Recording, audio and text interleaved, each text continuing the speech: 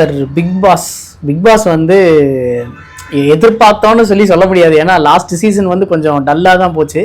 இந்த சீசன் வந்து என்னையா அது இப்படி இருக்கு அப்படின்ற லெவலுக்கு கொண்டு போயிட்டாங்க. உங்களோட கருத்து என்ன சார்? ஃபர்ஸ்ட் நான் அதை கேட்டுறேன். இந்த பிக் பாஸை பத்தின உங்களுடைய கருத்து என்ன சார்? ஆனா கருத்துன்னு கேட்டு அதுல இருந்து அப்படியே அதாவது வந்து ஒரு பதில்ல இருந்து கொஸ்டின் எடுக்கிறது தான் அந்த வேலை. அந்த என்ன வந்து சொன்ன மாதிரி வந்து இது 9வது சீசன் வந்து போன பிக் பாஸே பாத்தீங்கன்னா ஒண்ணு என்னங்க வந்து இது மாதிரி இருந்ததுன்னு பிக் பாஸ் மீதான ஒரு மைண்ட் கேம். இது ஒரு விளையாட்டு, 100 நாள் விளையாட்டு அப்படின் பொழுது இதனுடைய ராஜதந்திரமே என்ன அப்படின்னா, நீங்க முதல் ஒரு 2 நாளைக்கோ ஒரு 3 நாளைக்கோ ஒரு வாரத்துக்கு அந்த வீட்டுக்குள்ள இருக்கிற மாதிரியான எங்கேயோ நம்ம வெளியிடத்துல வந்திருக்கிறோம், நம்மளை சுத்தி கேமரா இருக்குது அப்படின்ற ஒரு மனநிலையை மாற்றி அது சில பேருக்கு 2 நாள் கூட வரும்.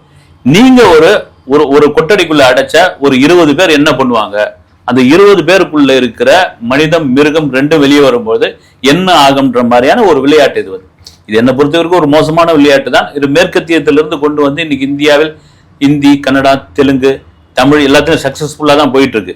கமலஹாசன் இருக்கிற வரைக்கும் பாத்தீங்கன்னா ஒரு நேர்த்தியான ஒரு பிக் பாஸ் அந்த விளையாட்டா இருந்தது. அது காரணம் என்னன்னா, உள்ள இருக்கிற போட்டியாளர்களை எப்படி சமாளிக்கணும், அவர்களை எப்படி வழி நடத்தணும், அவர்களுக்கு எப்படி பதில் சொல்லணும் அப்படின்றது வந்து கமலஹாசன் ஒரு தேர்ந்த நடிகர், அனுபவசாலி.